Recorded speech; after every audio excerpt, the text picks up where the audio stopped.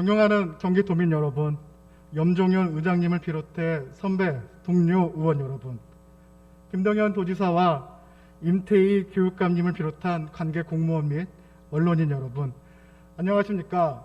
도시환경위원회 소속 광주 출신 임창희 의원이라고 합니다. 반갑습니다.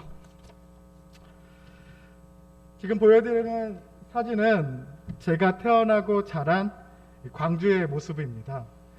광주에는 사람이 살면 안 되는 땅이 있습니다. 어렸을 때는 20가구 정도가 살았었는데요. 지금은 한 5가구 정도가 살고 있습니다. 그나마 그 5가구는 다 어르신들만 살고 있죠.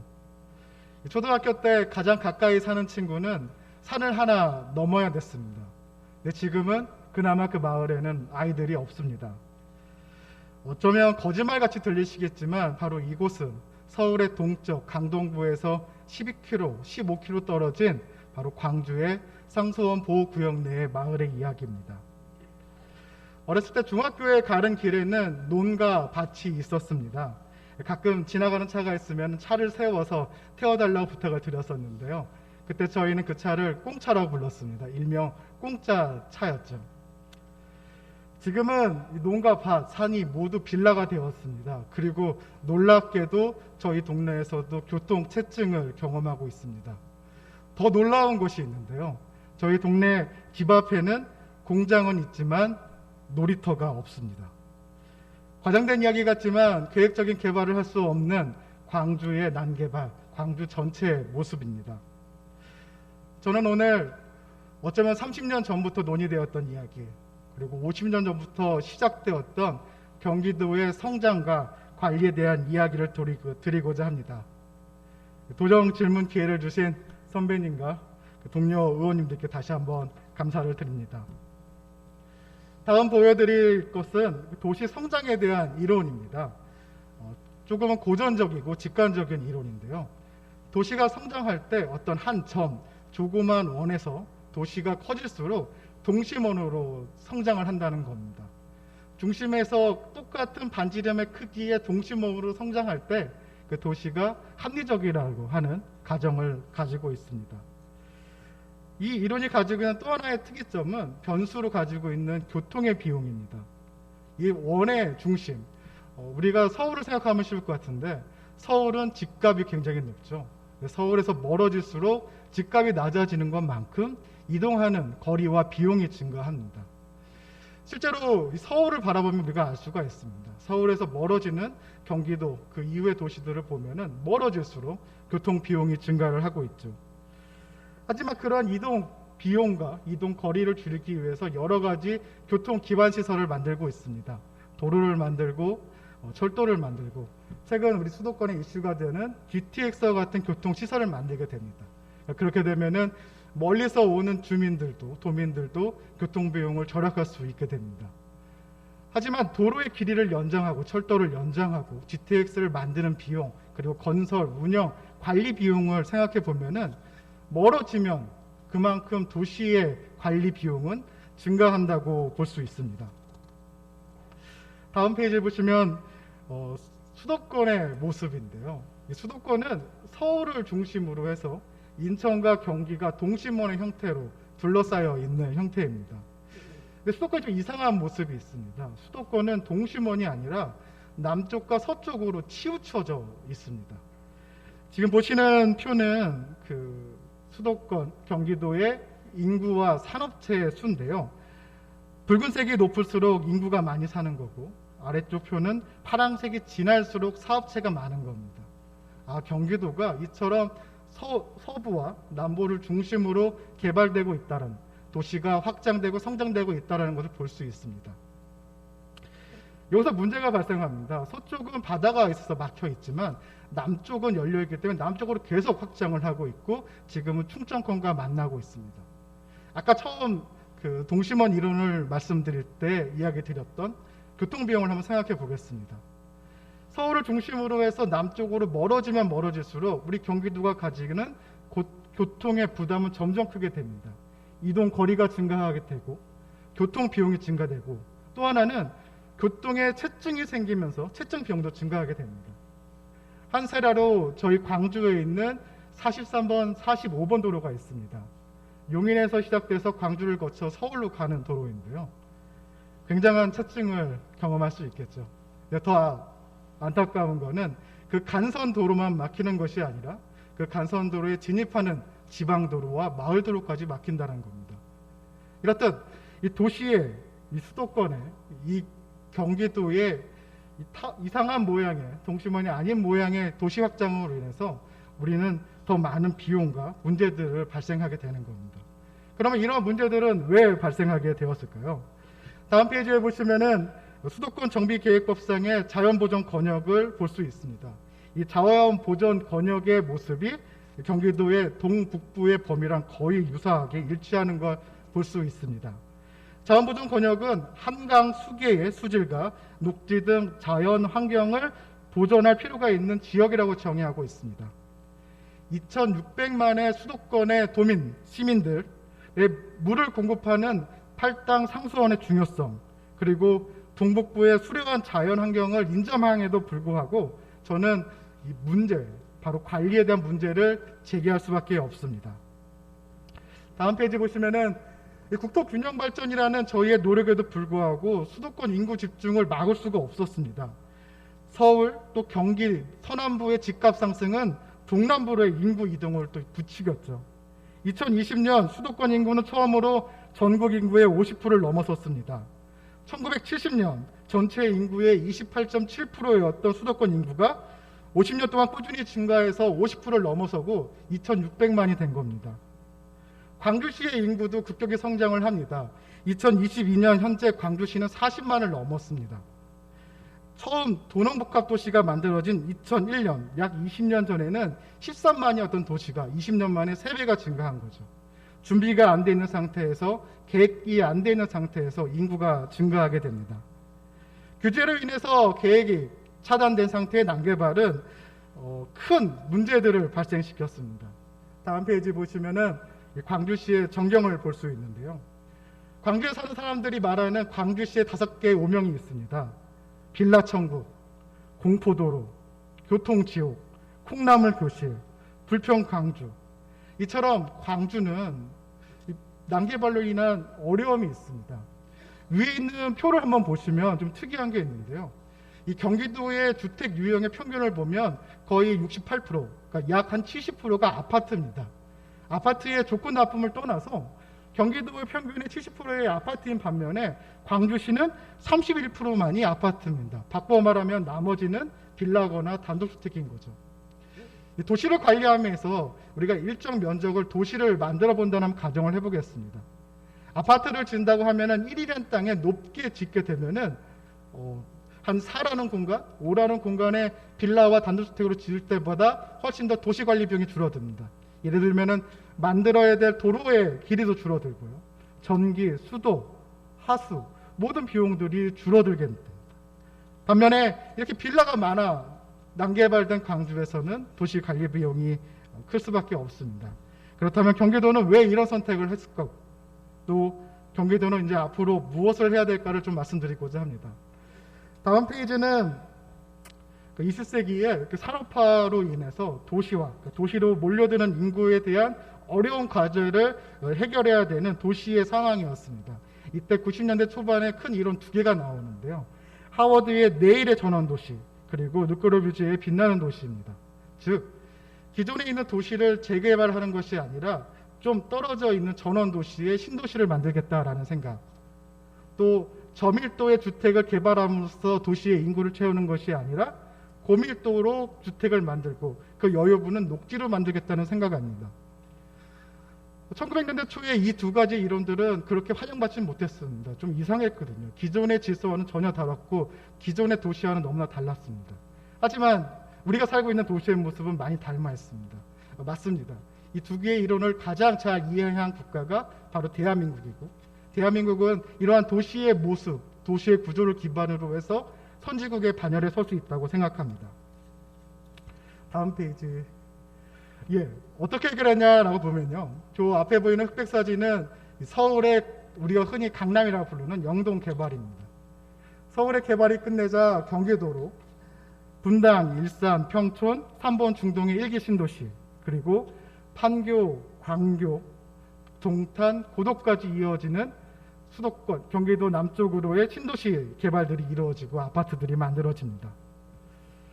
100년 전 도시 이론의 계획을 현실로 받아들이고 실행했을 때 우리는 이 문제를 해결하고 성장할 수 있었습니다. 하지만 21세기에는 또 다른 새로운 과제가 저희한테 주어집니다.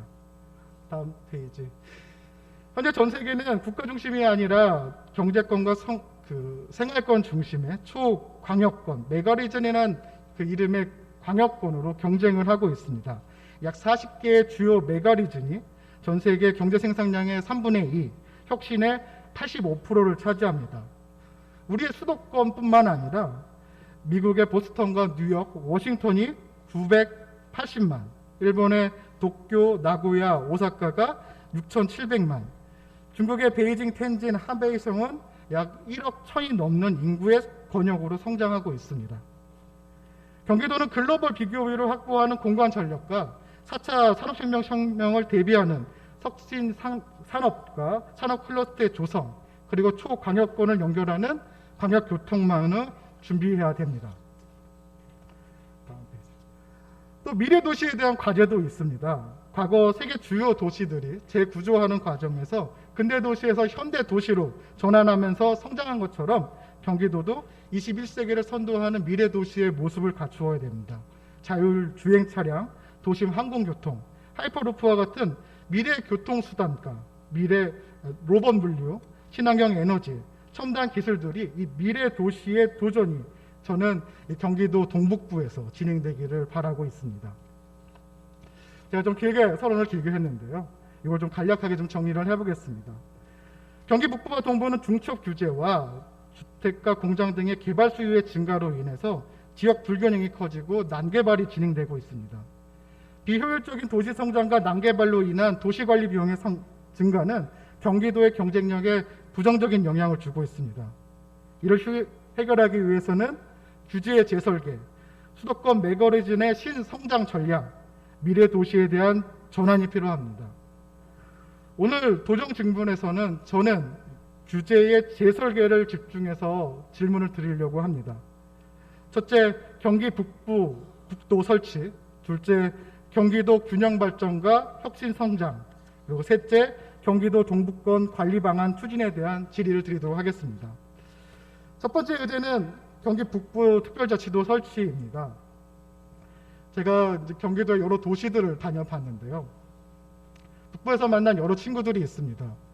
김포에서 만난 청년은 구도심에 버려진 건물을 문화예술로 공간으로 바꾸면서 청년과 문화예술의 활력으로 이 쇠퇴한 도시를 넘어서려고 노력하고 있었습니다. 연천에서 만난 어르신은 민통선 가까이에서 DMZ 가까이에서 사과 농사를 지으면서 제2의 인생을 준비하고 계셨고요. 포천에서 만난 상인은 이 공실로 증가하는 이 상권을 살리기 위해서 공연을 준비하고 축제를 열고 있었습니다. 이 지역 불균형이 어려운 상황에서도 주민들은 더 나은 삶, 더 나은 지역을 만들기 위해서 노력하고 있습니다. 기사님께서도 경기 북부 주민들의 국가 안보, 상수원 공급망 유지를 위한 희생을 존중하며 지금이야말로 경기 북부의 성장 잠재력을 현재화하는 적기라고 말씀하셨습니다.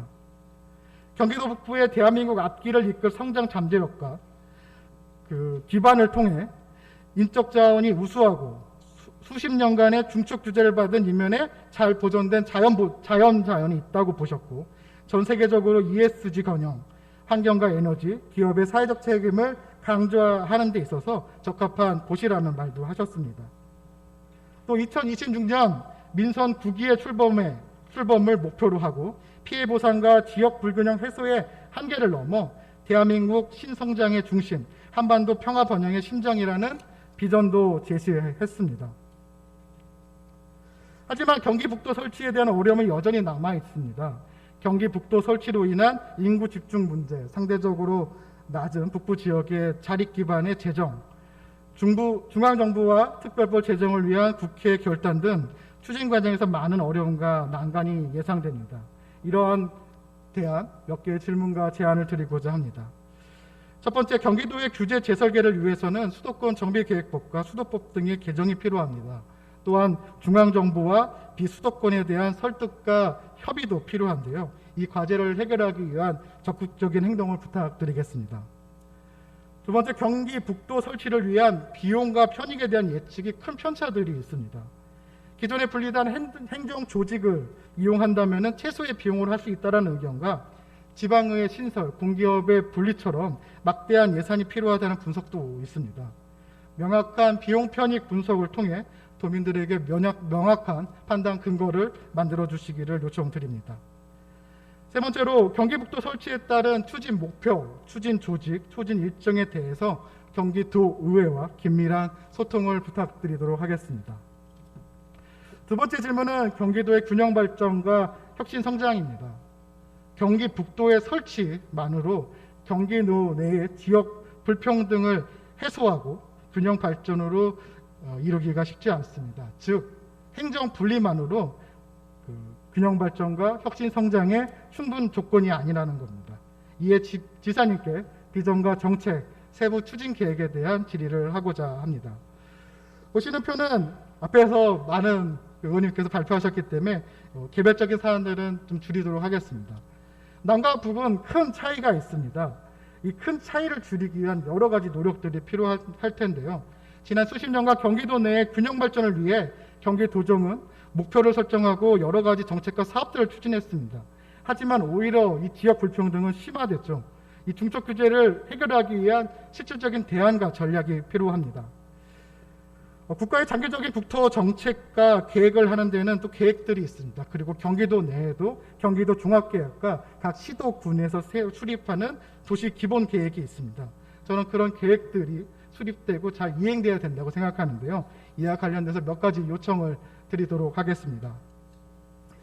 첫 번째, 경기도의 중첩 규제 해소와 균형 발전의 기반, 미래산업과 메가리전의 혁신 성장 비전과 정책, 세부 추진에 대한 계획 수립을 부탁드리겠습니다. 앞에서 언급한 국토종합계획, 수도권 정비계획에 우리가 논의된 내용들이 실질적으로 포함되어야 되고요. 두 번째는 경기도에서 만드는 경기도 종합계획과 지자체 도시 기본계획에 반영될 수 있도록 요청을 드리겠습니다. 두 번째, 중첩 규제에 대한 문제의식과 균형 발전에 대한 필요성을 인식에도 불구하고 경기도의 변화는 느리고 개선은 제한적이었습니다. 수립된 계획과 정책들을 실현할 수 있는 강력한 실천 의지를 부탁드리겠습니다. 그리고 마지막으로 공국의 역할의 확대와 경기도의 책임 있는 자세를 부탁드리겠습니다. 경기 동부와 북부는 규제로 인해서 상대적으로 낮은 집가가 형성되어 있습니다. 땅값이 싸다는 말이죠. 하지만 계획이 없이 해제를 하게 된다면 난개발이 발생할 것이고 개인들은 민간의 개인적 사적 이익을 극대화하기 위한 개발을 진행할 겁니다. 경기도가 나서서, 공공이 나서서 이 공공의 편익을 늘리는 방안으로 고민을 해주시기를 부탁드리겠습니다. 경기도에는 경기도연구원 등 연구기관과 지혜지층의 공기업이 있습니다. 경기도가 보유한 인적, 물적 자원을 적극적으로 활용해서 체계적이고 구체적인 계획과 장기적이고 미래가치가 담긴 사업을 추진하기를 요청드립니다. 네, 마지막입니다. 경기 동부권에 대한 체계적인 관리 방안입니다. 아까 방지를 설명하면서 5개의 단어를 말씀드렸습니다.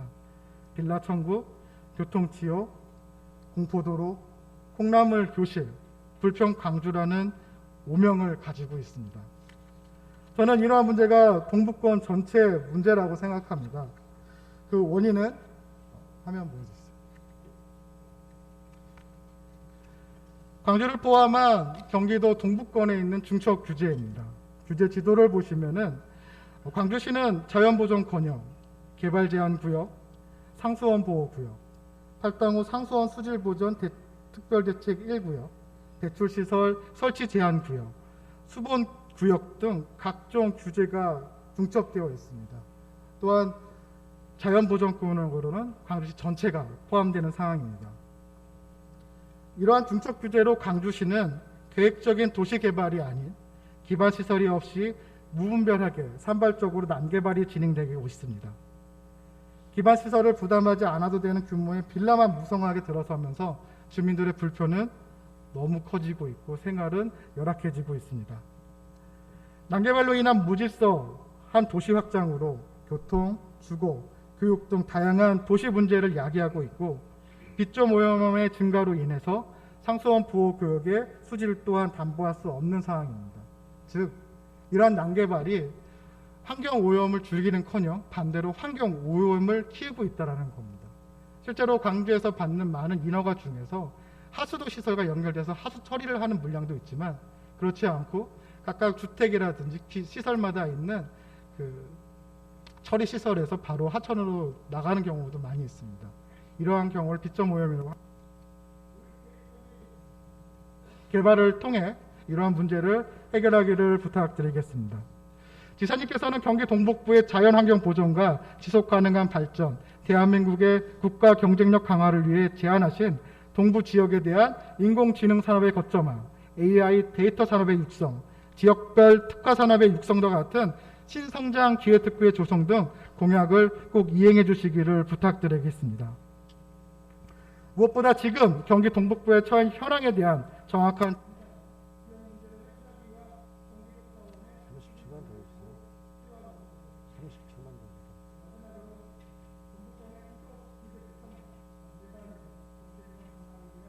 세부 실천 계획, 실천 방안 등 지사님의 비전과 앞으로의 계획에 대해 많은 고민과 또 강력한 실행 의지를 부탁드리겠습니다. 긴 시간 경청해 주셔서 감사합니다.